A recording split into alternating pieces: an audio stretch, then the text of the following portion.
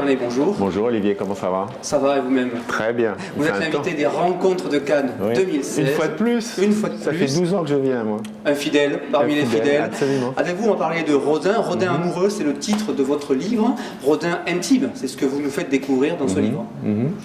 Oui, l'idée de la collection, c'est de voir comment, au-delà des rencontres, enfin bon, Rodin est un homme qui a été aimé des femmes, qui a beaucoup aimé les femmes. L'idée, c'est d'essayer de voir comment le chiffre du désir s'inscrit dans la peinture. Pour dire les choses plus simplement,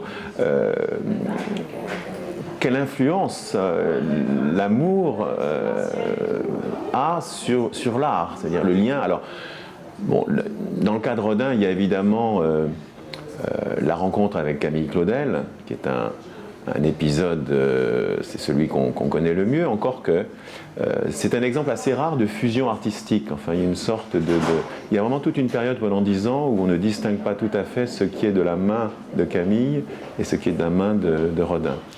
Mais j'ai voulu aussi faire une place à celle qui l'a accompagnée toute sa vie, Rose Beuret, qu'il a connue très jeune et qui a été tour à tour son modèle, puis sa maîtresse, puis sa muse domestique. Et au fond, c'est quelqu'un qui est toujours resté dans l'ombre. Elle n'a jamais été dans la lumière. Elle n'en avait ni le goût, ni sans doute le talent. Mais ce qui est touchant, c'est d'apprendre, enfin de savoir que ils ont vécu une cinquantaine d'années ensemble et il l'épouse à la fin de sa vie, en fait. À la fin de sa vie. 1917, hein, il l'épouse en 1917, elle meurt 15 jours plus tard. Comment elle l'a influencé, Rodin? Que diriez-vous? Je pense qu'elle a été, encore une fois, oui, une sorte de muse domestique, de compagne obscure, quelqu'un qui elle le regardait dormir la nuit. C'est quelqu'un. Moi, j'ai essayé de mettre des mots sur ces silences. Enfin, c'est pas une biographie. Hein. Non. C'est un livre très illustré, il faut le dire aussi, voilà, par ailleurs. C'est un livre très illustré, mais c'est une vie rêvée, on va dire. Ce qui m'intéresse, c'est dans une vie, il y a ce qu'on sait, ou il y a ce qu'on croit savoir. Et puis il y a des trous noirs, des blancs, des nuits, des rêves. Essayer de mettre des mots dessus, d'entrer dans l'intimité. Elle se situe là, au fond, l'intimité. Essayer d'arriver à être comme une sorte de porte-parole de l'artiste. Comment il se comporte face à la matière. Quel est l'enjeu pour lui. Parce qu'au fond, le seul enjeu pour lui, c'est la sculpture. Son seul amour, c'est la sculpture. Et c'est quelqu'un qui veut faire rendre gorge à la matière. Le motif obsessionnel de son œuvre, c'est le couple, c'est l'étreinte, le lien nuptial. Et là, je pense que Camille Claudel a eu à un moment donné une influence importante sur son travail. Camille Claudel, d'estreinte tragique également pour elle.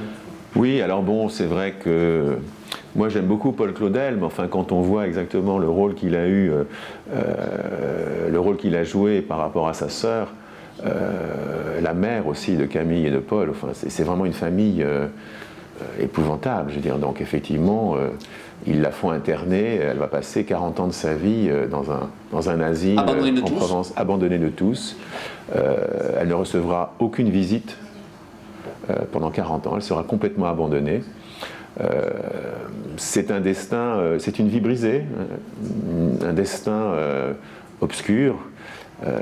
Et là aussi, ça m'intéressait d'essayer de mettre des mots sur ça, sur ce silence-là. Alors, ce n'est pas une biographie, mais pour autant, vous dressez le portrait de Rodin. Quel type d'artiste, quel type d'homme était-il? J'ai le sentiment que rien ne devait lui résister. C'est un ogre.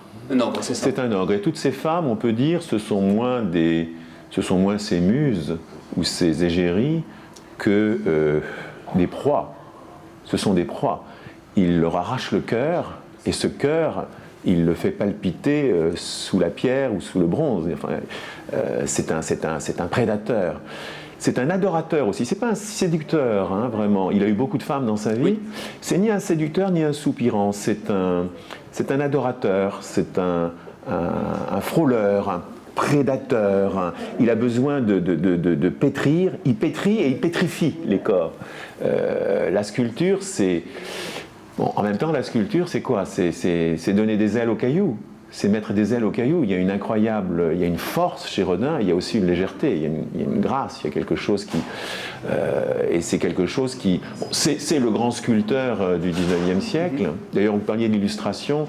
Le parti pris de cette collection, c'est de montrer, aussi bien en peinture qu'en sculpture, le contexte, ce qui l'entourait à l'époque, de façon à montrer en quoi, véritablement, il crée, il innove, il détonne par rapport à ses contemporains. C'est un grand artiste dont on peut dire que l'influence irradie jusqu'au XXe siècle, quoi. Enfin, il meurt en 1917, il naît en 1840. C'est une vie longue. Alors, à la fin de sa vie, c'est vrai qu'il est célèbre, mais en même temps, ses œuvres ont dérangé jusqu'au bout. Il a beaucoup travaillé sur des commandes publiques, soit les bourgeois de Calais, Victor Hugo, le Balzac. À chaque fois, ça dérange, ça scandalise, parfois ça indigne. Il est à la fois très reconnu, notamment à l'étranger, en Angleterre, dans les pays de l'Est, en Belgique, mais en même temps, en France, il continue à déranger jusqu'à la fin de sa vie. Et honnêtement, quand vous baladez dans le musée Rodin aujourd'hui, vous sentez que ça continue quand vous voyez la sculpture, l'œuvre intitulée Iris, messagère des dieux, qui est une femme décapitée, les cuisses écartées, le sexe offert, il y a des gens qui trouvent ça très, très troublant. C'est troublant. Quelle est votre œuvre préférée chez Rodin?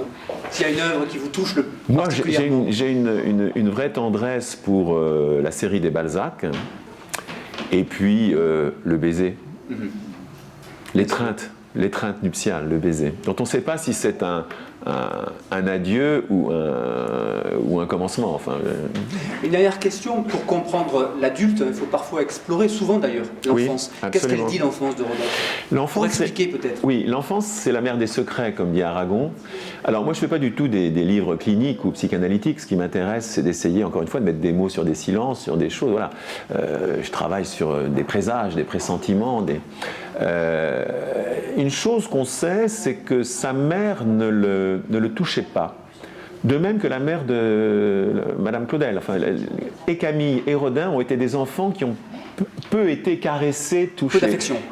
Voilà, alors c'est très intéressant de voir que justement la sculpture, c'est comme une sorte de...